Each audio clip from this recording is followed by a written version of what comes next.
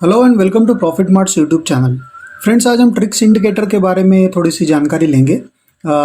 ये देखेंगे कि ट्रिक्स इंडिकेटर किस तरह से बनता है, उसका कंस्ट्रक्शन किस तरह से होता है और उसके क्या क्या यूजेज है, जो किस तरह से हम उसको हमारे ट्रेडिंग के लिए यूज़ कर सकते हैं और किस तरह के इंडिकेशन हमको इस इंडिकेटर में मिलते हैं। तो ये सारी चीज़ें हम शॉर्ट में देखेंगे।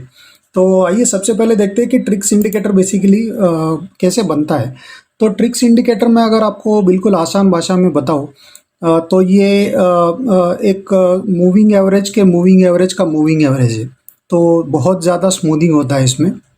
हाँ, बेसिकली ये एक मोमेंटम इंडिकेटर है और इसको डायरेक्शनल मूव्स के लिए भी यूज़ किया जाता है। तो एक्स्ट्रा स्मूथिंग बेसिकली इसमें होता है, जो इसका एक सबसे अहम एक पॉइंट है। क्योंकि कई बार हम देखते हैं कि स्टॉक्स में बहुत ज़्यादा फ्लक्चुएशन हमको इन बिटवीन प्राइसेस में देखने को मिलता है, लेकिन एक अंडरटोन स्टॉक का होता है, किसी एक स्पेसिफिक डायरेक्शन में उसका अनफोल्डिंग मोर और लेस ब्रॉडर टर्म्स में होता रहता है।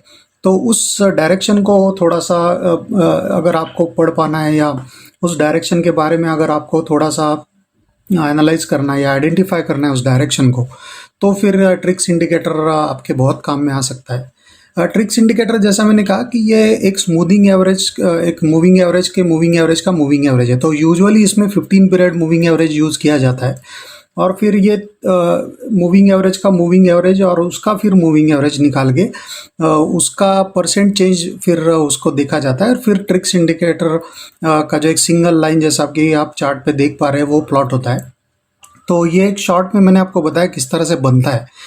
लेकिन ट्रिक्स इंडिकेटर आप जैसा मैंने कहा कि आप डायरेक्शनल मूव्स के लिए यूज़ कर सकते हैं और इसमें डाइवर्जेंसेस भी देखे जाते हैं। तो बहुत अलग अलग तरीके से ट्रिक्स इंडिकेटर को यूज़ किया जा सकता है।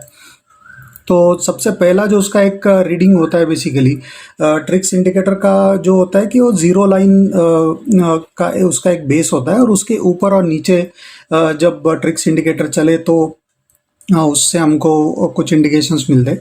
तो यहाँ पे आप जैसा देख पा रहे होंगे कि ट्रिक्स इंडिकेटर अगर ज़ीरो लाइन के नीचे है और वहाँ से अगर प्राइस का एक स्पेसिफिक डायरेक्शन हमको देखने को मिल रहा है और ट्रिक्स इंडिकेटर ज़ीरो लाइन के नीचे से अगर ऊपर की तरफ चल रहा है, क्रॉस कर रहा है ज़ीरो लाइन को, तो इसको हम फिर वो एक बाय सिग्नल के तौर पे कंसिडर कर दें। इसका मतलब ये नहीं कि आपको बिल्कुल अगले इमीडिएट अगली कैंडल में कोई बड़ा मूव मिल जाएगा, इस तरह का नहीं है। लेकिन ये इसका स्मूथिंग इफेक्ट हमको थोड़ा सा ध्यान में रखना होगा, क्योंकि ये थोड़ा आपको एक ब्रॉडर अंडरटोन दिखाता है, तो ना कि पिन पॉइंट कोई स्पेसिफिक डे के लिए। तो ये एक थोड़ा ब्रॉडर अंडरटोन अगर आपको इंडिकेशन देखना है तो आप देख सकते हैं कि ज़ीरो लाइन के ऊपर ये क्रॉसओवर कब आ रहा है, और ऑन द लोअर साइड जब ये ज़ीरो लाइन के नीचे इसका क्रॉसओवर आता है, जैसा आप यहाँ पे देख पा रहे हैं।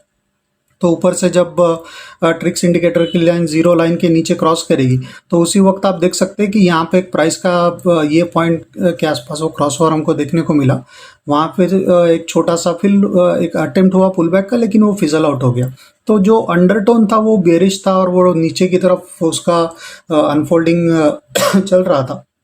तो इसका एक इंडिकेशन हमको कहीं ना कहीं ट्रिक्स इंडिकेटर यहाँ पे दे रहा था, जो कि एक निगेटिव इंडिकेशन था, जो ज़ीरो लाइन के नीचे वो क्रॉस हो रहा था। तो इस तरह से हम उसको बेसिकली रीड कर सकते हैं। तो ज़ीरो लाइन के नीचे जाना ऊपर से ये एक बेरिश इंडिकेशन कह सकते हैं, और ज़ीरो लाइन के ऊपर आना फ्रॉम बिलो, इसको हम एक बुलिश इंडिकेशन की तरह देख सकते हैं।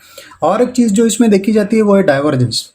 डाइवर्जेंस का सीधा सीधा ये मतलब है कि अगर प्राइस कोई नया हाई बना रहा है, प्रीवियस हाई के ऊपर जाके नया हाई बना रहा है, लेकिन ट्रिक्स इंडिकेटर अपने पुराने हाई के आसपास नहीं जा पा रहा है, तो इस तरह के अगर कोई इंडिकेटर हमको चार्ट में अगर देखने को मिलते हैं, तो फिर वो एक अच्छा इंडिकेशन हो जाता है। क्योंकि यहाँ पे जैसे आप देख पा रहे होंगे कि एक प्राइस ने पहले ये हाई था, उसके ऊपर फिर जाके उसने नया और एक हाई बनाया, लेकिन जब प्राइस ने पहला ये हाई बनाया था, तो उस वक्त आप देखिए ट्रिक्स इंडिकेटर का हाई क्या था, वो यहाँ पे था।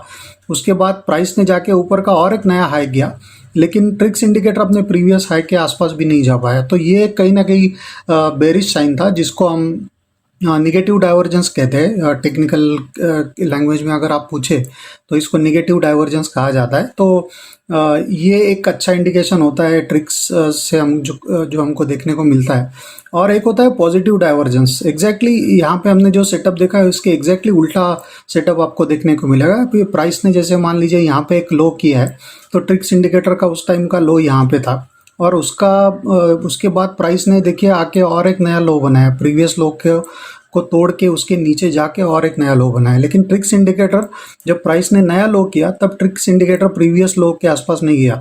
तो ये एक डाइवर्जेंस हमको उसमें क्लियर कट देखने को मिला, तो इसको बुलिश डाइवर्जेंस कहते हैं। तो ये इंडिकेशन होता है कि कहीं ना कहीं ये डाउन स्विंग अभी खत्म हो रहा है और ऊपर की तरफ प्राइसेस का मूव शुरू हो सकता है, जो कि यहाँ पे आप देख सकते हैं। उसके बाद एक अच्छा खासा अप मूव डेवलप भी हुआ। तो ये बेसिकली उसका रीडिंग होता है ट्रिक्स इंडिकेटर का। और एक सिंपल इंडिकेशन उसमें आप आसानी से देख सकते हैं कि एक डायरेक्शनल के मूवमेंट के तौर पे भी और एक मोमेंटम के तौर पे भी। तो बहुत एक क्रूशल टूल है ट्रेडर्स के लिए खास करके। तो यही आज की वीडियो का मकसद था कि ट्रिक्स इंडिकेटर के बारे में थोड़ी सी जानकारी देना। तो आज की वीडियो में इतना ही। Thank you for watching.